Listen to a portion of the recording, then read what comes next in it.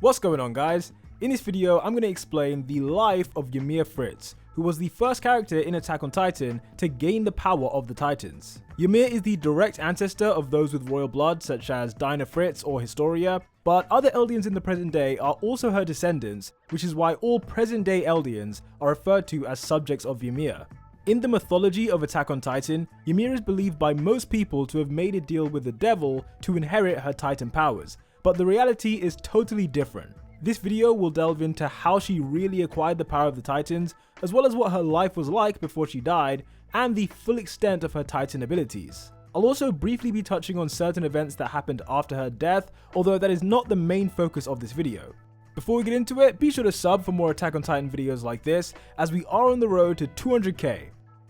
To begin, Ymir was born in an unnamed village around 2,000 years before the start of the series. During her childhood, Ymir's village was conquered by a tribe known as the Eldians, and at this time the king of the Eldians was a guy named Fritz. The Eldian tribe was still relatively small during this period, so Fritz would grow his tribe by enslaving people from the villages he conquered, and Ymir became one of those slaves after her village was destroyed. In her early life, she didn't possess any power of the Titans or anything like that, so she was powerless to fight back against the oppression of the Eldians. In Season 3 of Attack on Titan, Freida Reiss described Ymir as someone who was kind and always thinking of others. Ymir's kindness is no doubt what led to her one day opening the gate of the pig pen and allowing one pig to escape in the process. I guess the other two pigs didn't really feel like acquiring freedom that day, but whatever.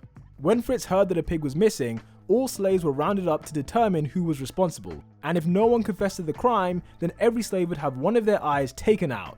Understandably, that threat did not get a good reaction from the crowd, and all of the slaves immediately pointed the finger at Ymir. My theory is that the slaves didn't know for a fact that Ymir was responsible, but they blamed her because, if she's truly a kind person, then she'd be the most likely one to think of doing something like this.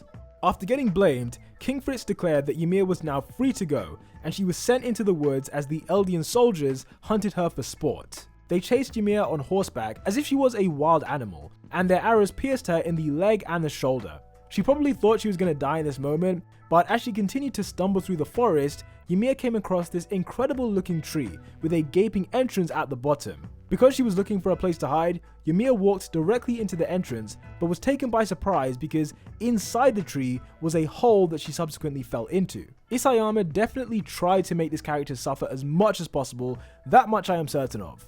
Anyway, inside this hole was a pond, and Ymir was submerged underwater as she fell into it. We can see from the air bubbles that she was panicked by the situation, but as she began to run out of air, a mysterious entity appeared out of nowhere and attached itself to Ymir's spine. In the future, this entity would be referred to by Eren Kruger as the source of all living matter, although as I make this video there is still no 100% confirmation on what exactly it is.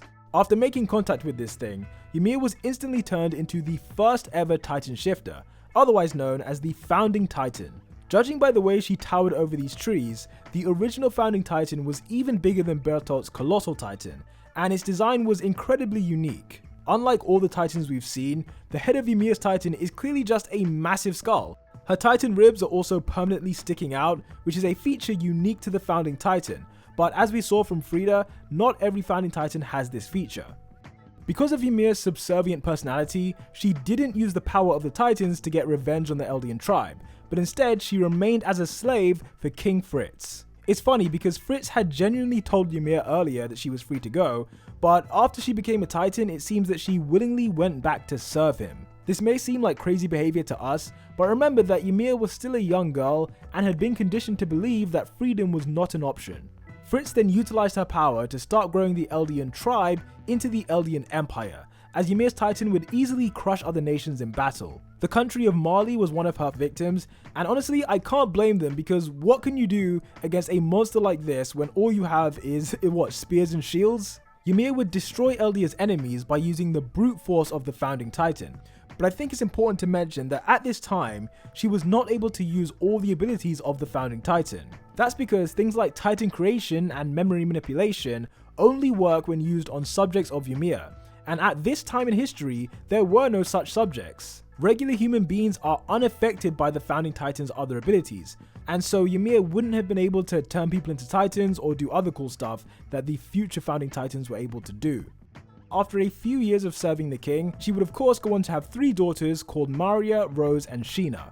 If those names sound familiar to you, that's because the 3 walls on Paradise Island are named after Ymir's children. These daughters would then go on to become the first subjects of Ymir, but we'll talk about that later in the video. For now, I should mention that in the beginning, Ymir's Titan also built crucial infrastructure such as roads and bridges, and it's my assumption that she would have used the hardening like the Warhammer Titan to create these structures. This helped expand the Eldian tribe and allowed King Fritz to recruit more slaves who were subsequently made to do manual labor or serve in the Eldian army.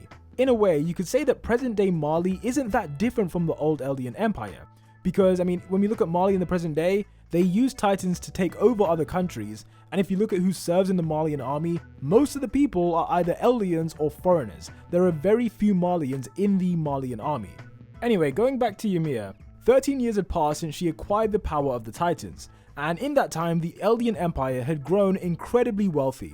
On the final day of her life, a rogue soldier in the Eldian military attempted to assassinate King Fritz, but being the person who always thinks about other people, Ymir jumped in front of the spear to protect her husband and was killed as a result. She must have been too severely injured for her Titan healing to kick in, as when we look at where the spear, where it pierced her, it likely went through her heart. An injury like that is probably too severe for a Titan shifter to heal from, and so yeah, as a consequence, she was dead. Her daughters were obviously horrified to see their mother die, but the king was even more shocked as his invincible weapon had been killed by what he described as a mere spear. Fritz was desperate to not let the power of the Titans die out, and so he ordered his 3 daughters to consume the body of their mother, in the hope that they themselves would become Titan shifters. After eating their mother, the power of Ymir's founding Titan was split between the 3 children, and this division would continue until there were 9 Titan shifters in total.